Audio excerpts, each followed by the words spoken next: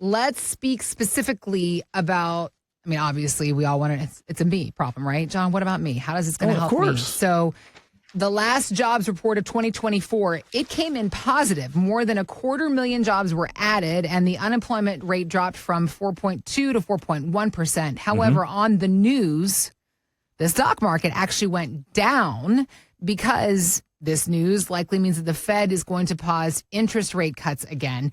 Strategist Ken Polcari was telling Fox Business that this might be the rule for 2025.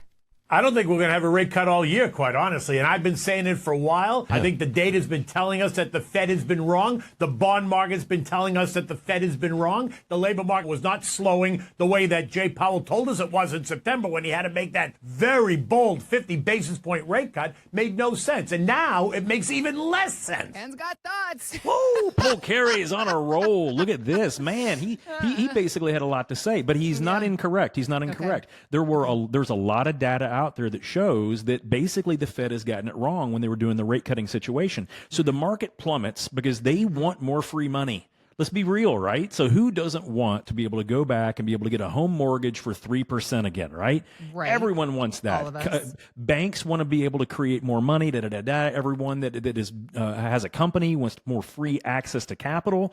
It's good. But what we're finding is that no matter what Trump said on the election campaign speech and whatever he said up to now, inflation's not going anywhere right now. And it's not typically a bad thing, but when you have a growing economy, typically you're often going to have higher inflation. So we're going to have to see what happens. But I think I agree with Polcari there. I don't think, at least right now, the Fed can really sensibly talk about reducing rates. Because if they reduce them too quickly, then we'll have that spiraling out of control inflation again. And to be honest with you, I'm tired of paying $3.50 for a dozen eggs. Preaching to the choir. I mean, come on.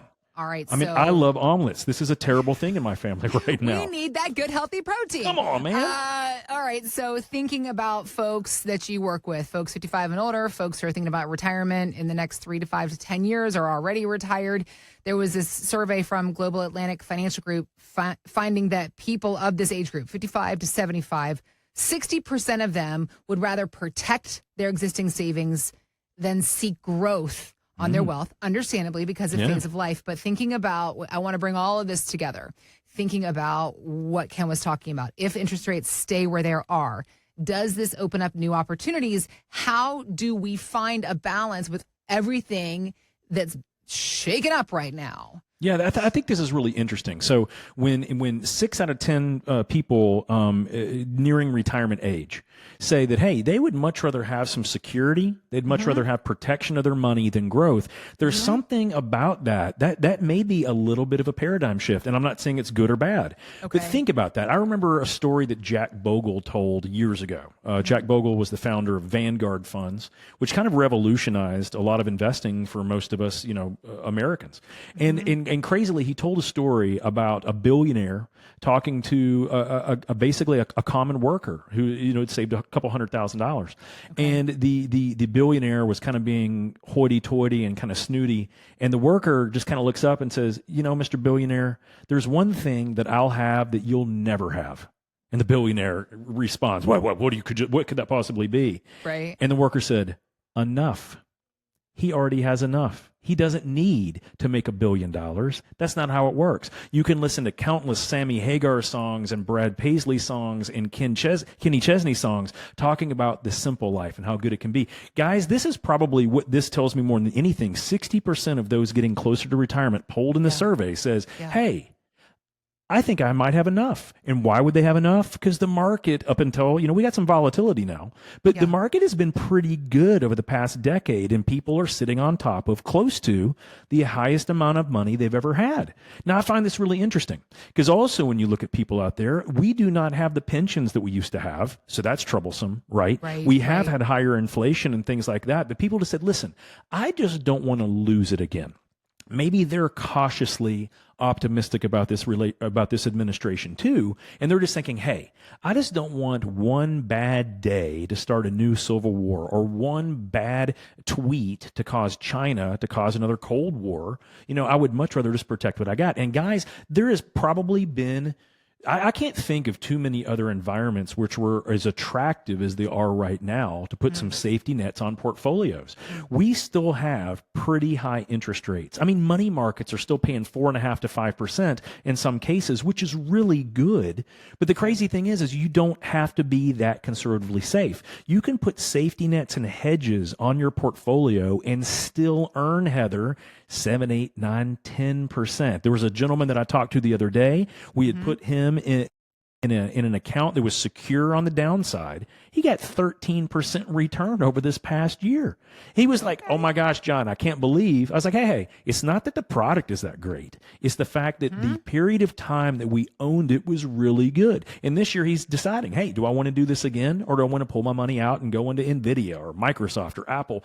Guys, those are the things that exist. So if you're one of those people that's thinking, hey, maybe I do have enough, then don't have the opportunity to lose it where you don't have enough. It wasn't that long ago that we just saw the market take a gyration, a punch in the mouth, and NVIDIA stock fell like 20% in a flipping day. When China says, hey, we got some good AI stuff too, you never know when that's going to happen. So if you're one of those people that said, I would much rather have some safety nets, guys, those exist out there. If you're not aware of those ways to use hedging or options or derivatives or putting safety nets on your portfolios, guys, this is what my team does every day. We want to take advantage of the opportunities this new administration may offer, but we're not willing to risk everything in case we get it wrong or the hopes that we have don't come to fruition.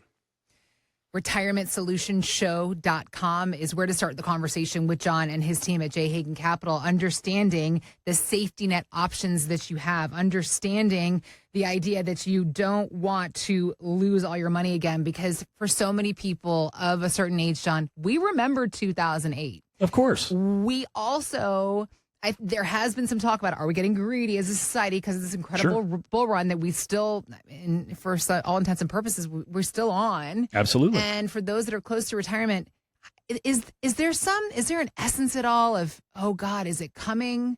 Right. Like what could happen? I don't want that to wreck me now at this phase in my life. How are you managing that conversation? Sure. Well, I mean, if you look at 23 and 24, those are both fairly good years in the market. But you only have to go to 22, where bonds were down over 16, 17%. The stock market was down over 19, 20%. So when you look at those things, it wasn't that long ago that we had a pretty good punch in the face. Now, did we recover from that? Yes, but that is not necessarily the standard, right? Usually we don't get a recovery that quickly. The average market downturn lasts for anywhere between 18 to 36 months. So we're talking about most market downturns don't last a period of months. They last a little bit of time. In the recovery period, if we go back to the dot-com bust, it took from 2002 all the way to 2007 to get back to even. Guys, that's 7 years of having losses on your statements staring at you with that red ink right there in your face for 7 years. And lo and behold, what happened in 2008?